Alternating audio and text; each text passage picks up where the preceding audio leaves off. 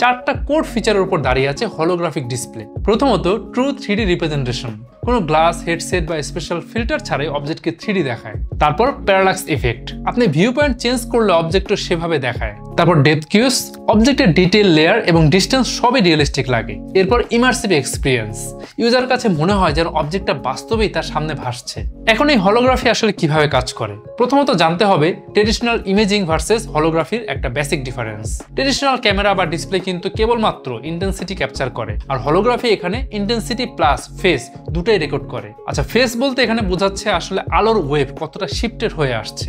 এই face information থাকায় holographic display realistic 3D wavefront তৈরি করতে পারে। প্রথমে ইলুমিনেশনের জন্য লেজার বা কোহেরেন্ট লাইট সোর্স ব্যবহার করা হয়। তারপর ইন্টারফারেন্সের জন্য অবজেক্ট থেকে রিফ্লেক্টেড লাইট এবং রেফারেন্স বিম একসাথে ইন্টারফারেন্স প্যাটার্ন তৈরি করে।